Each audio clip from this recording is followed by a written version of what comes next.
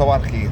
تعليقا على مباراة الاهلي والزمالك امبارح، عجبني رأي جدا اتقال وجميل، اللي هو ايه؟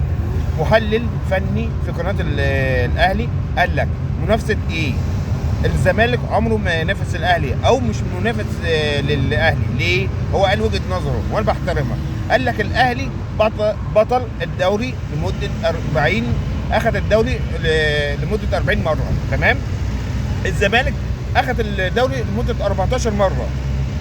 ففين المنافسة هنا؟ المنافسة المظبوطة الصحيحة السليمة، يعني ما بين انت اخدت دلوقتي البطولة 20 مرة، والمنافس بتاعك اخدها مثلا 18 مرة او 20 مرة او متعادل معاك، هي دي المنافسة.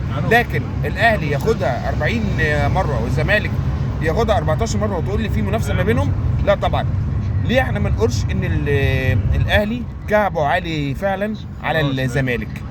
مؤامرة ايه يا كابتن جمال عبد الحميد اللي بتتكلم عليها؟ يوم انت بتكسب هل الاهلاويه تقول عليك مؤامره؟ لا، بلاش تداري ضعفك تحت كلمه مؤامره.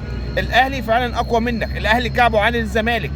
لازم الحته دي تتصلح، ولازم تعترفوا بالحته دي عشان تصلحوها. طالما مش هتعترفوا مش هتصلحوها. كل مره الاهلي يكسب الزمالك، كل مره الاهلي يكسب الزمالك.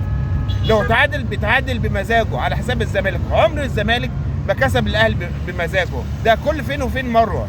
ما ينفعش، انت نادي كبير، انت نادي بطولات، تمام؟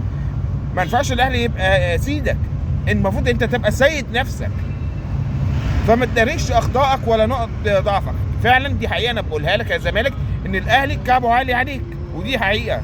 صح ولا مش صح يا حاج محمد؟ ايوه صح يا استاذ حازم. تمام. حاتم. تمام. استاذ حازم. حاتم. استاذ حاتم، خلي بالك الاهلي عمل ماتش 100 مع بتاع ده. جميل جدا. مع الزمالك.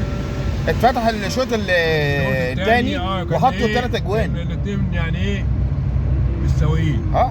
لكن الشوط الثاني صراحه الاهلي عمل شوط جميل مع الزمالك و3 جوان 100. تمام. يلا صباحكم ابيض، واتمنى ان الزمالك يعترف باخطائه عشان يعدلها، عشان ما يبقاش الاهلي كعبه عالي عن الزمالك. شكرا. اتحداوي.